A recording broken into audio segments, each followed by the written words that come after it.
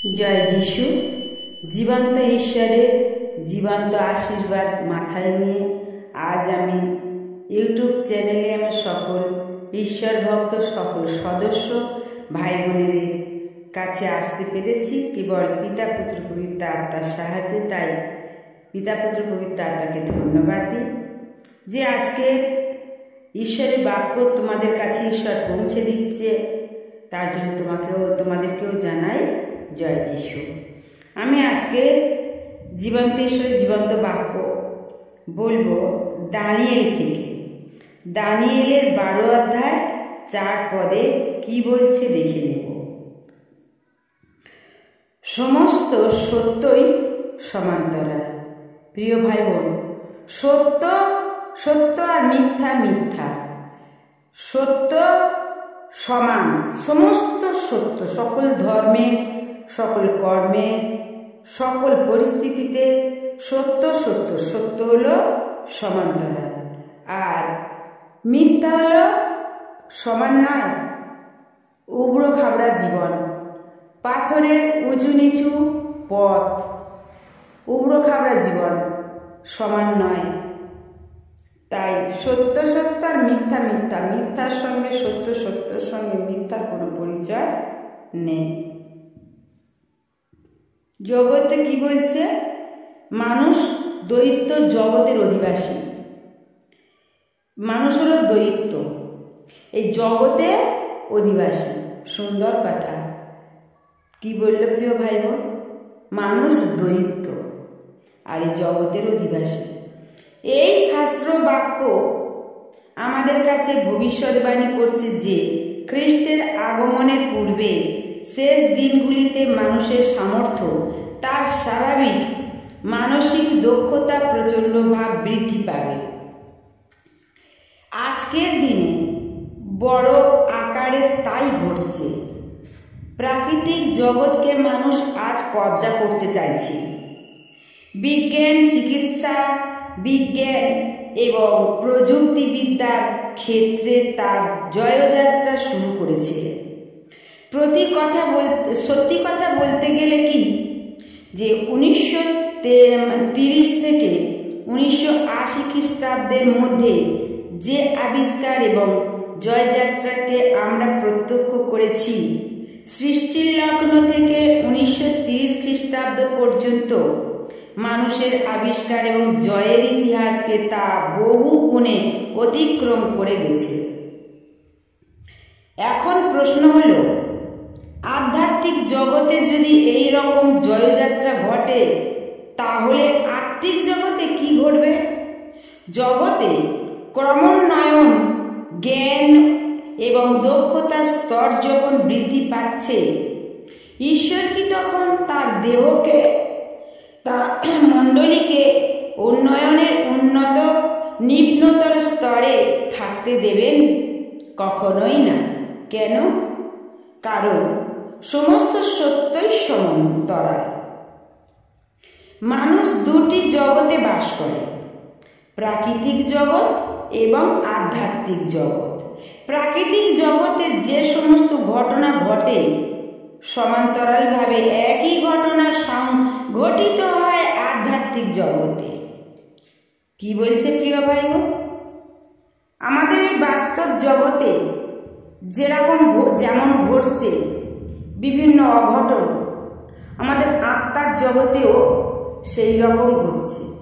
সত্য মিথ্যা, সৎকর্ম অসৎকর্ম, ঈশ্বর শয়তান, এই যে ধর্ম, এইগুলো যে আধ্যাত্মিক, আমরা বিশ্বাস করব কি না, আমাদের বিশ্বাসে অশান্তি, বিশ্বাসে খামতি আছে, এই রকম বিভিন্নভাবে ঘটছে আমাদের জীবনে।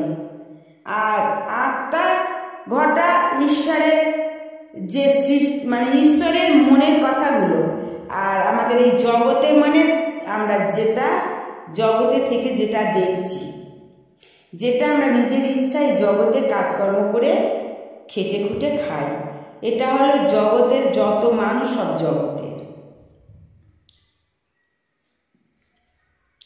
তাই বলছে প্রাকৃতিক জগতে সবল অভিযান হলে আমরা আত্মিক জগতেও সর্বদা সমান্তরাল সবল অভিযান দেখতে পাও। কি বলছে?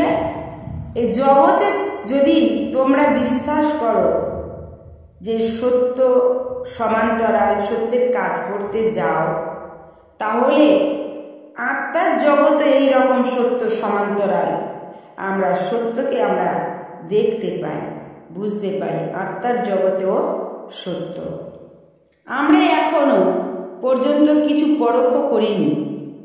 জোয়েলের ভবিষ্যৎবাণী বলছে যে 2 অধ্যায় 28 থেকে 29 পদ বাস্তবায়িত হয়ে উঠছে বা উঠবে। ঈশ্বর সমস্ত মানুষের উপর তার আত্মাকে সেচন করেছে। তা কি বলছে? সে বিশ্বাস করুক বা নাই করুক, সে পাপী হোক বা নাই হোক, সে কোনো ধর্ম হোক বিধর্মী হোক, সে কোনো দেশের হোক বিদেশের হোক, সকল মানুষের ঈশ্বর তার নিজের আত্মাকে দান করেছে। সুন্দর কথা, গুরুত্বপূর্ণ। প্রত্যেক মানুষকে ঈশ্বর তার আত্মাকে দান করেছে। আপনি ঈশ্বরের অলৌকিক শক্তির প্রকাশ দেখতে পাবেন। প্রিয় ভাই বোন, আমাদের মধ্যে ঈশ্বরের শক্তি আছে বলে ঈশ্বর কাজ করে। ঈশ্বরের অলৌকিক কথা বাক্যগুলো কেউ ঈশ্বরের শক্তির মাধ্যমে বলে এবং অন্য কারোর ঈশ্বরের শক্তির মাধ্যমে সেই কাজটা ফলে। তাহলে সবই কিন্তু ঈশ্বরের শক্তি ছাড়া আদান প্রদান হয় না। তাই আগে আর কখনো এরকম দেখা যায় না। আপনি দেখতে পাবেন এক আধ্যাত্মিক অভিযানে। প্রিয় ভাই বোন, যখন তোমরা আত্মায় চেতনায় যদি তখন বুঝতে পারবে কোনটা ঠিক কোনটা ভুল, আর ঈশ্বর কি শয়তান কি বা জগৎ, প্রাকৃতিক জগৎ কি আর এমনি জগৎ ঐশ্বরিক রাজ্য কি, তখন তোমাদের আত্মার অভিযানে যখন প্রবেশ করবে, আত্মার অভিযানে তোমরা বুঝতে পারবে, দেখতে পারবে যে আত্মার শক্তি কি পরখ করতে থাকো। আর এই জগতের শক্তি সব কিছু তোমরা বুঝতে পারবে। অন্তরে নিয়ে দেখো, তোমরা বুঝতে পারবে। ঈশ্বর আমাদের পূর্বের চেয়েও তার অনেক ঘনিষ্ঠ সম্পর্কে নিয়ে আসবেন। আমরা ঈশ্বরের ঘনিষ্ঠ ছিলাম না, ঈশ্বরের বিরুদ্ধ পক্ষ হয়ে অনেক দূরে ছিলাম, কিন্তু তার শক্তির মাধ্যমে তার শক্তি প্রকাশ করে মানুষকে দেখিয়ে আজকে তার ঘনিষ্ঠ সম্পর্ক করবে। কারণ ঈশ্বরের যদি মহিমা মানুষ না দেখতে পায়, ঈশ্বরের অলৌকিক শক্তির প্রকাশ না মানুষ দেখতে পায়, ঈশ্বরের আশীর্বাদ যদি না মানুষ দেখতে পায়, বুঝতে পারে, ঈশ্বরের চরণে কেউ আসবে না। তাই ঈশ্বর এগুলো জানতো, তাই তার অলৌকিক কর্মের দ্বারা, অলৌকিক কর্মের শক্তির দ্বারা, তার মহিমার দ্বারা, তার পবিত্র আত্মার শক্তির মাধ্যমে ঈশ্বর তার কাছে নিয়ে এসেছে, আসবেন বা অনেক এসেছেন।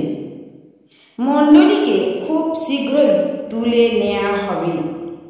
তাহলে বলছে কি, এই যে গ্রুপ, এই যে মণ্ডলী, এই সমস্ত কিছু ঈশ্বর তুলে নেবেন। বলছে তুলে নেওয়া হবে।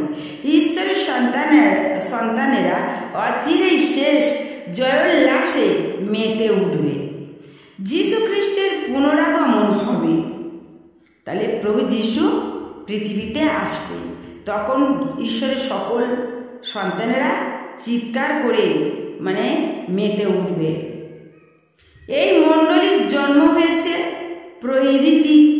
পৈরিতিক শক্তিতে। এই মণ্ডলীর সূচনা হয়েছে পুনরুত্থানের শক্তিতে। এই মণ্ডলীকে তুলে নেওয়া হবে পুনরুত্থানের মহান শক্তিতে। তাহলে প্রভু যীশুর পুনরুত্থানের শক্তিতে এই মণ্ডলী সৃষ্টি হয়েছে, আবার এই মণ্ডলী তুলে নেওয়া হবে আমাদের, আবার মণ্ডলীগুলো তুলে নেওয়া হবে তার পুনরুত্থানের শক্তিতে। যীশু খ্রিস্টের আগমন আসন্ন। প্রিয় ভাই বোন, প্রভু যীশু আসবে খুব তাড়াতাড়ি, তার আসার সময় কাছে এসে গেছে। তার মণ্ডলী আধ্যাত্মিক অভিযান অভিযান করবে যা মানুষের স্বাভাবিক বুদ্ধির অগম্য। প্রাকৃতিক জগতে ঘটনামান বস্তুর সমান্তরাল আধ্যাত্মিক অভিযান আমরা শুরু করব, কারণ সমস্ত সত্যি সমান্তরাল। তাহলে জোয়েল 2:5 কি বলছে? আমাদের যুদ্ধাস্ত্র, আমরা জাগতিক অস্ত্রশস্ত্র দিয়ে যুদ্ধ করি না প্রিয় ভাই বোন। জগতের এই অন্তিম লগ্নে আপনি এক আধ্যাত্মিক যোদ্ধা। আমরা রাজা যেমন যুদ্ধ করে যোদ্ধা, আমরাও একজন যোদ্ধা। রাজা যুদ্ধ করে তার অস্ত্র, জগতের অস্ত্রশস্ত্র নিয়ে জগতের সবকিছুকে রক্ষা করতে। আর আমাদেরকেও ঈশ্বর যোদ্ধা বানিয়েছেন, তার বাক্য হলো অস্ত্র। ঈশ্বরের অস্ত্র লাগে না। জগতের মানুষের জগৎকে উদ্ধার করতে গেলে অস্ত্র লাগে, কিন্তু ঈশ্বরের মানুষদের জগৎ কেন, স্বর্গ কেন, যাই কেন উদ্ধার করতে গেলে তার আত্মার অস্ত্র লাগে, প্রার্থনা। আত্মার অস্ত্র হলো প্রার্থনা, সেই অস্ত্র লাগে। তাদের কোনো জড় পদার্থ জিনিসের তৈরি অস্ত্র লাগে না। এই যুদ্ধের জয় লাভের জন্য ঈশ্বর আপনাকে পূর্ণ যুদ্ধ সাজে সজ্জিত করার পরিকল্পনা করেছেন। প্রিয় ভাই বোন, আমরা যে যুদ্ধ করছি যে আত্মার দিক দিয়ে, কেন আজ আমরা আত্মায় এমনই আমরা পাপী, এমনই আমরা বাজে, এমনই আমরা ভগ্নচূর্ণ, শয়তানের দাস হয়ে শয়তানের কথা শুনে আজ আমরা ভগ্নচূর্ণ হয়ে গেছি। আজ আমরা দুর্বল হয়ে পড়েছি। তাই ঈশ্বর কাছে পেতে চাই বলে তার প্রার্থনা শক্তি আমাদের দিয়েছে, যাতে সেই প্রার্থনা শক্তির দ্বারায় আমরা যেন সমস্ত এই শয়তানের প্রলোভন থেকে রক্ষা পাই, পাপ থেকে মুক্ত হই, আর আমরা যেন ঈশ্বরের কাছে পৌঁছাতে পারি।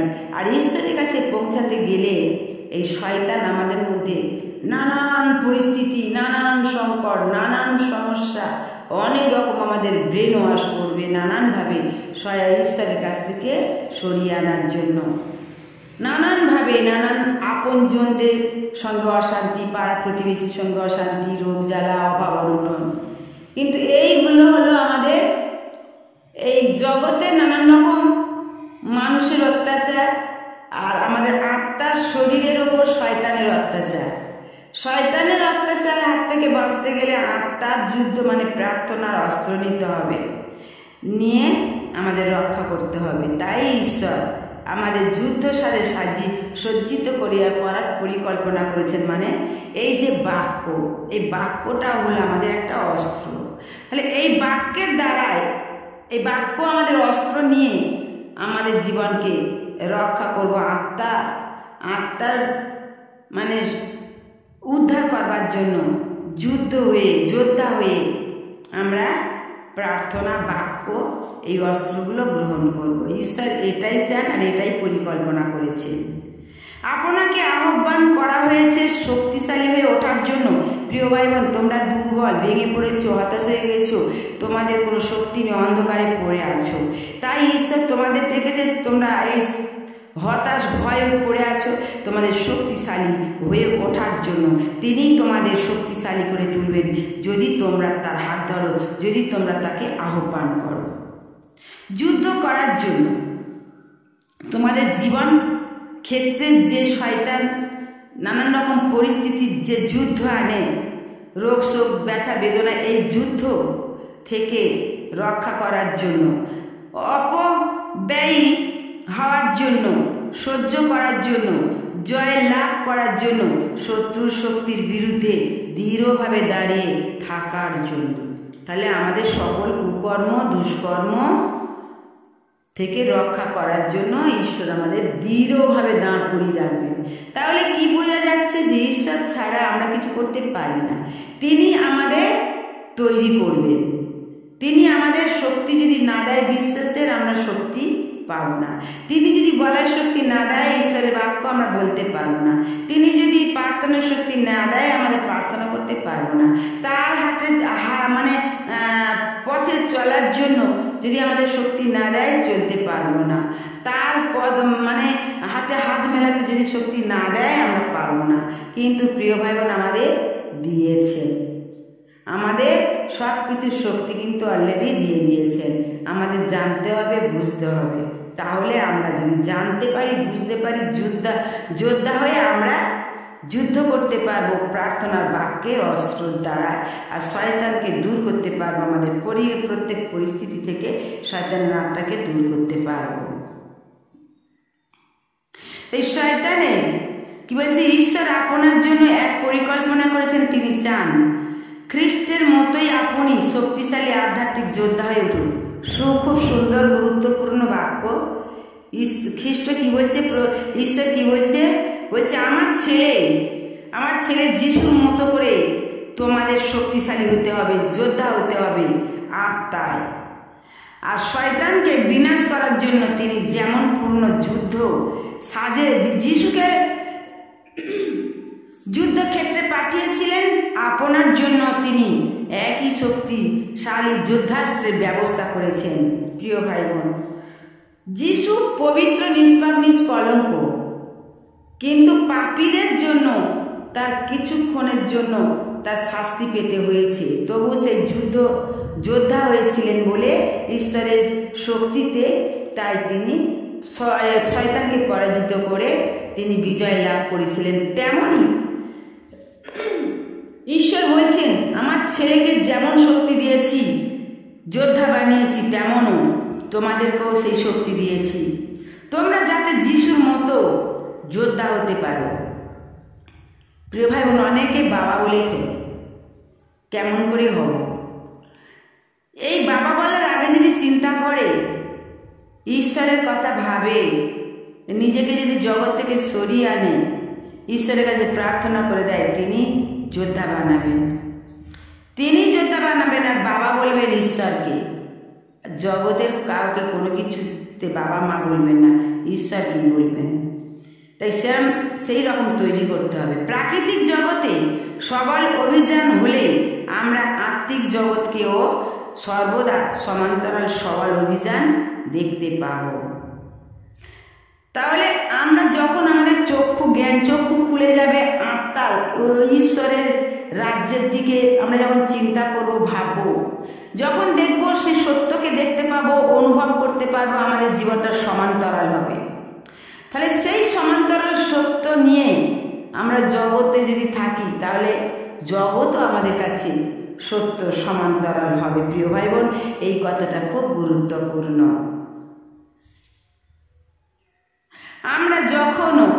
আমরা এখনো পর্যন্ত কিছু বুঝতে পারি না, আমরা এখনো কিছু প্রত্যক্ষ করতে পারি না। কেন আমরা প্রত্যক্ষ করতে পারি না? তাহলে আমাদের জীবনে দুর্বল আছে ঈশ্বরের প্রতি, তাই প্রত্যক্ষ করতে পারি না। যদি দুর্বলটা ভেঙে শক্তিশালী হয়ে যাও, তাহলে প্রত্যক্ষ করতে পারবে ঈশ্বরকে। এটা আছে জোয়েলের ভবিষ্যৎবাণী, জোয়েলের 2:28 থেকে 29 পদে।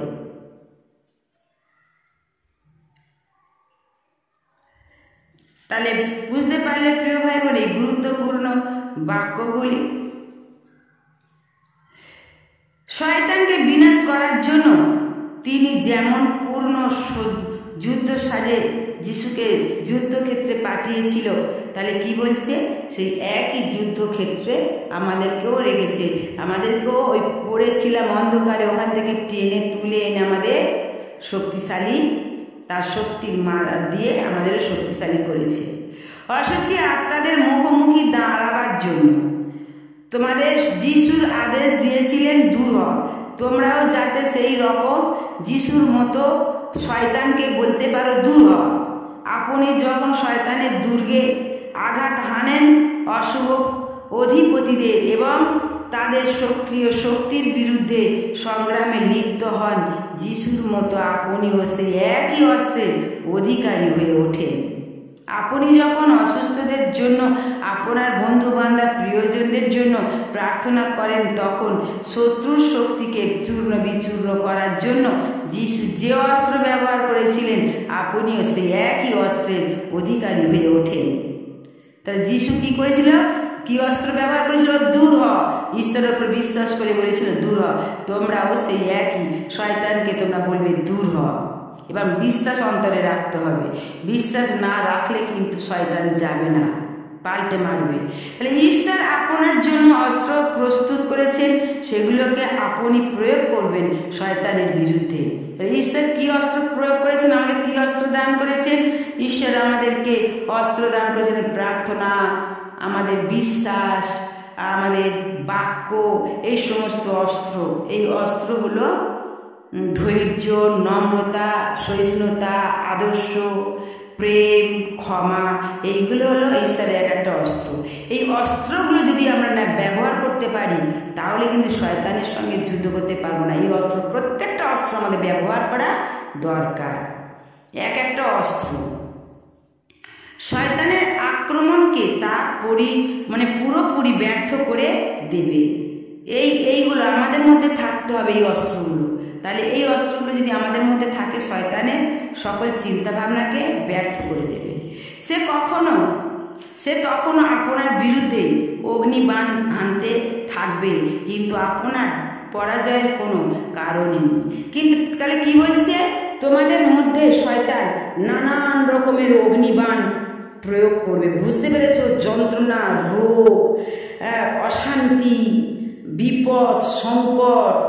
হয়তো তুমি এমনও হতে পারো মনে মনে ভাববে আমার আর বাঁচার পথ নেই, আমার এমন এক জায়গায় পরিস্থিতির মধ্যে দাঁড়িয়ে আছে, এখান থেকে বেরোবার জায়গা নেই, এখান থেকে আমি বেরোতে পারবো না, হয়তো আমার জীবনে আর উন্নতি হবে না, আমার জীবন শেষ হয়ে গেছে, আমাকে আর কেউ ভালোবাসে না, আমাকে কেউ আর দেখে না। হয়তো এরকম পরিস্থিতি আসবে।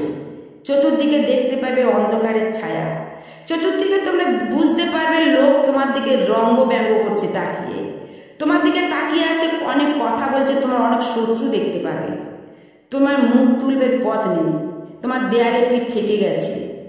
এইরকম পরিস্থিতি আসবে। কিন্তু এইরকম পরিস্থিতির মধ্যে এগুলো কে দিচ্ছে? শয়তান অগ্নিবাণ ছাড়ছে। কিন্তু তোমাদের মধ্যে এই পরিস্থিতির মধ্যে বিশ্বাসের ঢাল হয়ে দাঁড়াতে হবে যে ঈশ্বর তোমাদের সঙ্গে আছে, আর এইগুলো শয়তানের কাজ। শয়তান কিছু করতে পারবেন না, শয়তান পরাজিত হবে আর আমরা জয়ী হব। তবে সেই সকল মানুষের মধ্যে সেখানে আমাদের অস্ত্র গ্রহণ করতে হবে। কি অস্ত্র? আমাদের মধ্যে ক্ষমা, প্রেম, ধৈর্য, নম্রতা, আদর্শ, প্রার্থনা, ঈশ্বরের বাক্য। এইগুলো ওই জায়গায় হয়তো আমরা পারবো না, ওই জায়গাটা পাওয়াটা বড্ড কঠিন প্রিয় ভাই বোন। কারণ তার যখন কষ্ট যন্ত্রণা হবে, তার কি মনে পড়বে, মনে ভালো লাগবে যে ঈশ্বরের বাক্য পাঠ করতে? তার দিনের পর দিন হয়তো ঈশ্বরের বাক্য পাঠ করতে হবে, দিনের পর দিন সে কিছু দেখতে পাচ্ছে না, শুধু অন্ধকার আর অন্ধকার আর অন্ধকার দেখতে পাচ্ছে, সে হতাশ হয়ে যাচ্ছে, দুর্বল হয়ে যাচ্ছে, ভেঙে পড়ছে। কিন্তু না প্রিয় ভাই বোন, ঈশ্বর তখন তার তৈরি করছে। সে কি করে ওই জায়গায় থেকে বেরিয়ে আসবে, পরিস্থিতি থেকে পথ পাবে, ঈশ্বর তখন তৈরি করছে। আর ঈশ্বরের সুযোগ দিতে হবে যে তাকে তৈরি করে একটা ভালো জায়গায় আনার জন্য সময় দিতে হবে, তাকে সুযোগ দিতে হবে। ঈশ্বরের যখন যে ডাকে, সে কোনোদিন নষ্ট হবে না। ঈশ্বর কথা দিয়েছে যে আমার পুত্রকে বিশ্বাস করে যে আমাকে স্মরণ করবে, আমি তাকে কোনোদিন আমার সব কিছু থেকে বঞ্চিত করব না, আমার সব ধন সম্পত্তি তাকে দান করব। একটা বার যদি পিতা বলে ডাকে, আমার সম্পত্তির অধিকার তাকে দেব। তাই প্রিয় ভাই বোন, ওই জায়গায় বড্ড কষ্ট, তুমি অনেক যন্ত্রণা বেদনা, একদম চিন্তা ভাবনা তোমার মধ্যে জর্জরিত করবে মাথায়। কিন্তু তার মধ্যে কি করে তুমি পড়বে বাক্য? কিন্তু পড়তে হবে। পারবে না পড়তে, তখন চিৎকার করে কাঁদো, ঈশ্বরকে আমার শক্তি দাও। সেই জায়গায় তুমি চেয়ে নেবে, শক্তি দাও, তাহলে দেখবে তুমি সেই জায়গায় থেকে বেরিয়ে আসবে, আর তোমার রোগ দূর হয়ে যাবে, চিন্তা ভাবনা দূর হয়ে যাবে, শয়তান মানুষেরা দূর হয়ে যাবে, তোমার সামনে থেকে সকল পরিস্থিতি দূর হয়ে যাবে। তুমি একদিন তুমি তুমি উঠে দাঁড়াবে এবং সবাই তোমাকে দেখবে এবং ঈশ্বরের ধন্যবাদ দেবে। সকল শয়তান শত্রু যারা ছিল তারা তোমার বন্ধু হবে, তোমার মিত্র হবে। যখন তুমি অভাব ছিলে তখন তোমার অভাব দূর হয়ে তখন খাবে, ভালো আনন্দে থাকবে। তোমার যখন মানে টাকা পয়সা নেই, তুমি খাটতে পারো না, তুমি তখন খাটবে, পরিশ্রম করবে এবং উন্নতি দেখতে পাবে। তুমি নিজেই তখন ঈশ্বরকে ধন্যবাদ দেবে। কিন্তু ওই পরিস্থিতি থেকে বেরিয়ে আসা বড্ড কঠিন প্রিয় ভাই বোন। এই পরিস্থিতি থেকে বেরিয়ে আসার জন্য পথটা একমাত্র পথ এই ধৈর্য, বিশ্বাস আর ঈশ্বরের প্রার্থনা। তাহলে এই পর্যন্ত থাক প্রিয় ভাই বোন। আবার তোমাদের সামনে ঈশ্বরের বাক্য নিয়ে আসছি। তোমরা আমাকে সুযোগ দিও, ভালোবাসা দিও আর সাবস্ক্রাইব করো। অবশ্যই অবশ্যই ভুলো না, যাতে আমি তোমাদের সাহায্যে তোমাদের কাছে নিত্য নতুন বাক্য দিতে পারি। আর সেই নিত্য নতুন বাক্যের মধ্যে তোমরা যেন নতুন নতুন জীবন, হারানো জীবন খুঁজে পাও, অন্ধকারে পড়ে থাকা জীবন আলো পাও, পথে হারিয়ে যাও সেই পথ যেন পাও। এইগুলো যদি তোমরা পাবে এই বাক্যের মধ্যে, কথা দিচ্ছি, এই কথাগুলো তোমরা শোনো এবং পালন করো, নিশ্চয়ই তোমরা উদ্ধার পাবেই পাবে। কারণ ঈশ্বরের বাক্য, এগুলো প্রাণ আছে আর এই বাক্যগুলো সব কিছু থেকে উদ্ধার করে। আর ঈশ্বরের আশীর্বাদ তোমাদের সঙ্গে আছে। জয় যিশু, জয় যিশু, জয় যিশু।